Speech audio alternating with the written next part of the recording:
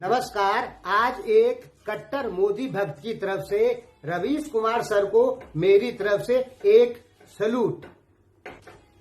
पहले इस video clip को सुनिए। ये कि भारत जरूर कहिए, मगर इसलिए नहीं कि इंडिया पसंद नहीं आ रहा है। इंडिया भी उतना ही पुरातन है, उसमें इंडस है, सिंधु नदी है। इंडिया में भी उतनी ही भारतीयता है जितनी भारत में। आप इस मुल्क इसमें ये कह रहे हैं कि इंडिया शब्द भी काफी पुराना है।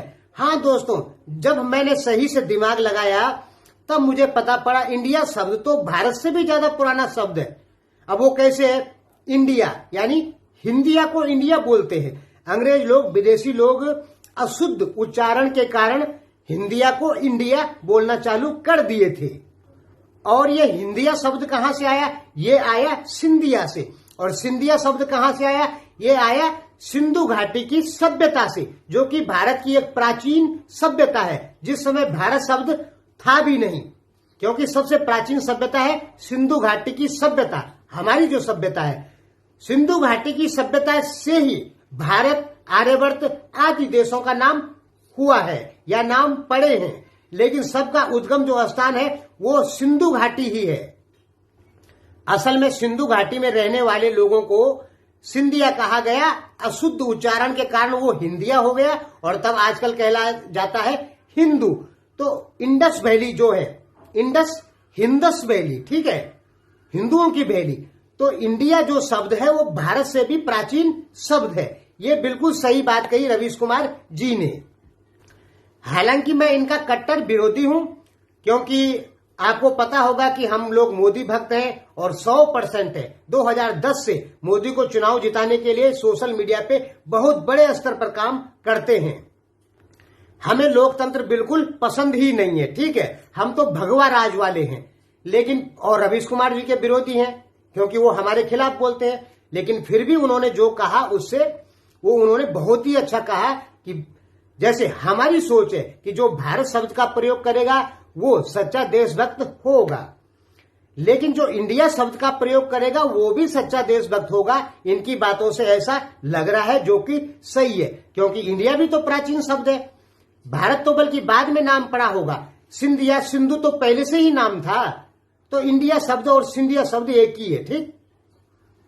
और ये सभी को पता है कि सिंधु घाटी से ही हिंदू हुआ है, ठीक।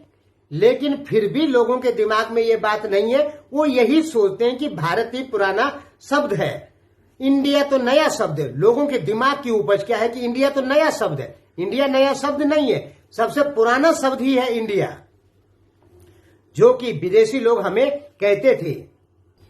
देखिए, रवीश कुमार जी का विरोध हम लोग इसलिए करते हैं क्योंकि वो लोग पक्के लोकतंत्र को समर्थन देते हैं। और हम लोग क्या है, हमारे जैसे मोदी भक्त लोग चाहते हैं कि भारत में भगवा झंडे का ही राज हो। इसलिए विचारधाराओं में फर्क है। वैसे लोकतंत्र को, विपक्ष को बहुत मजबूत होना चाहिए, क्योंकि अगर एक पार्टी के ऊपर या एक पार्टी ज्यादा ताकतवर हो जाती है किसी देश में, तो फिर वो मनमर्जी करने लगती है। विपक्ष को मजबूत होना चाहिए। तो रवीश कुमार जी को हम एक विपक्ष मान लेते हैं मोदी सरकार का, ठीक है। लेकिन फिर भी हम रवीश कुमार जी के विरोधी ही रहेंगे। भले ही उन्होंने जो कहा ठीक कहा, और वो जो कर रहे हैं वो ठीक कर रहे हैं, क्योंकि मजबूत विपक्ष होना बहुत जरूरी है। फिर भी हम उनके विरोधी रहेंगे, क्योंकि हम कट्टर मोदी भक्त हैं। देखिए, पहले हम भारत शब्द का ही प्रयोग करते हैं, क्योंकि हमें लगता है कि भारत प्राचीन शब्द है। और इंडिया शब्द का प्रयोग नहीं करते, क्योंकि हमें लगता है कि इंडिया नया शब्द है। लेकिन आज हमारे दिमाग में एक चीज तो साफ क्लियर हो गई कि इंडिया भी उतना ही देशभक्ति वाला शब्द है जितना कि भारत। तो आज के बाद रवीश कुमार जी के कहने के बाद हम इंडिया शब्द का इस्तेमाल करने वाले लोगों को भी देशभक्त ही समझेंगे। अभी तक हमारे दिमाग में लगता है जो भारत माता की जय नहीं बोलता है या इंडिया शब्द का यूज ज्यादा करता है वो देशभक्त नहीं हो सकता। लेकिन एक चीज तो साफ क्लियर हो गई कि हाँ, इंडिया शब्द का यूज करने वाला भी देशभक्त है। जैसे जय हिंद बोलने वाले भी देशभक्त और भारत माता की जय बोलने वाले भी देशभक्त। धन्यवाद।